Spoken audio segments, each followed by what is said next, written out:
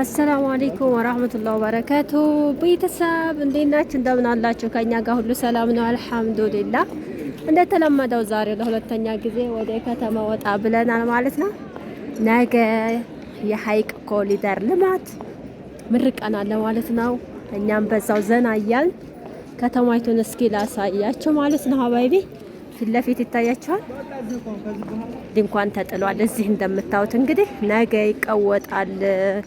በጣም የሚለይ ነው ይመስለኛል። እንግዲህ አሁን እንደማየው ከሆነ ማለት ነው።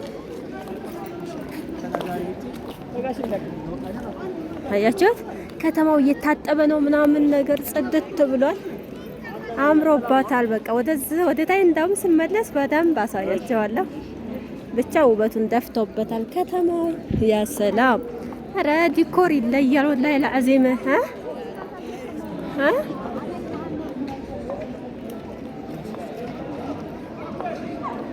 እዚህ በቃ የተለየ አዲስ ነገር ላሳያችሁ ነው ማለት ነው። ገና ዛሬ የመጀመሪያ ያ ሰላም በቃ ቅመሞች ሀገራችሁ ግቡ። አይታችሁት የማታውቁት አዲስ ነገር ዛሬው ምንድነው የሚባለው? ነገ ውሎ በቃ እዚህ ነው እና ዛሬ ማለት ነው ህዝቡ እንዳለ ከተማ ወጥቷል ማለት ነው። በቃ ለምን መሰላችሁ? የነገውን ዝግጅት ለማየት በቃ ሰው ጓጉቶ ማለት ነው። እንደምታዩት በቃ በጣም አምሮበታል። በጣም ደስ ይላል። ሁሉ ዲኮሩ ምናምን ነገር ያለው ነገር እና የነገው ምርቃን እኔ እንጃ እንዴት እንደሚሆን አላቅም። እስከሚነጋ ድረስ እኔ ራሱ ቸኩያለሁ ምን አይነት ነገር እንደሚኖር ማለት ነው። እና ከባህር ዳር ከደሴ የማይመጣ ህዝብ የለም። በቃ ብዙ ሰው ማለት ነው።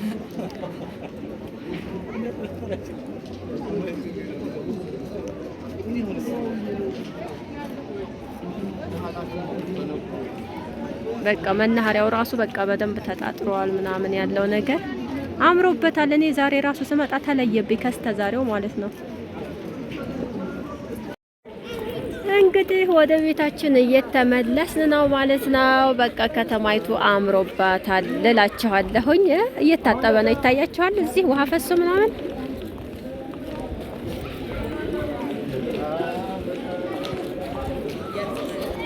እየታጠበ ነው በምሽት ማለት ነው። መንገዱን ራሱ ላሳያቸው እስኪ። ከባለፈው በጣም ጽድት ብሏል። ይለያል ያሁኑ ማለት ነው። አረ የእግረኛ መንገድ ራሱ ወጥቷል እኮ በቃ ያ ሰላም! እያቸው እዚህ እያጠቡ ነው። በውሃ ሆኗል የነገው በቃ እኔ ራሱ ጓጉቻለሁኝ እንዴት እንደሆነ ነገማ በቃ ቀጥታ ስርጭት ነው የምገባው። አይመስላችሁም? በቃ ሰው እኮ እንዳለ ከቤት ወጥቷል። የእግረኛ መንገድ ራሱ ይሄውላችሁ። እስከ ዛሬ እንግዲህ ሀይቅ የለም ነበረ።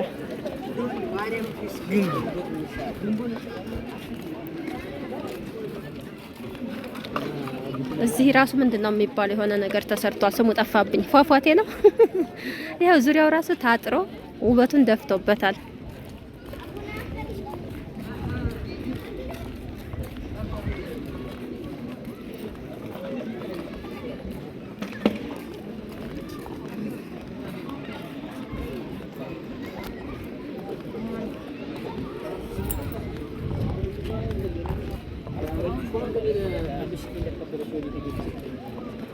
አሰፍስፏል ሰው እንደምታዩት በቃ ቁጭ ብሎ እንደ ወንበር ላይ ምናምን የቢሮ ስራ የያዙ ነው የሚመስሉት እኮ አይገርምም?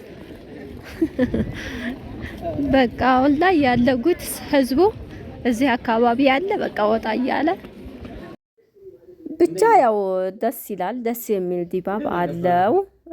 መቼም በሂደት ኢንሻአላህ የኛም አካባቢ ኢንሻአላህ እስከ ገጠሩ እየበለጸገ ነገም ኮሪደር ልማት ተብሎ ሊመረቅ ይችላል። አይታወቅም፣ በአላህ ፈቃድ ማለት ነው። እና ብቻ ያው ለውጥ አለ። ከተማውን ምናምን አንዳንድ ቦታ ላይ ስታው ለውጥ አለ ማለት ነው። ግን ጭንቀት ያለው የት ነው ብላችሁ ታስባላችሁ? አረብ ሀገር። ስቃይ ያለው አረብ ሀገር፣ የኑሮ ውድነት ያለው አረብ ሀገር። እዚህ ያለው እኮ ሰው አይጨናነቅም፣ ይበላል፣ ይጠጣል። በቃ በደስተኛ ሆኖ ይኖራል ማለት ነው። ለምን? ብሩ ከዛ ነው የሚመጣው ማለት ነው። እናንተ ግን ውስጣችሁ ጉድት ብሎ በቃ ብዙ መከራ የምታሳልፉት አረብ ሀገር ያላችሁ እህቶቼ ናቸው ማለት ነው። እና ብቻ ኢንሻአላህ አይዟችሁ፣ ይሄንን እያያችሁ እየተጽናናችሁ ሳትጨናነቁ ሀገራችሁ ግቡ። ዱንያ ነው አይሞላም እላችኋለሁ። ቅመሞችዬ እናንተ አረብ ሀገር ሆናችሁ ኑሮ ውድ ነው፣ አገራችን ጦርነት ነው፣ አገራችን እንደዚህ ሆኗል እያላችሁ ራሳችሁን አትረብሹት።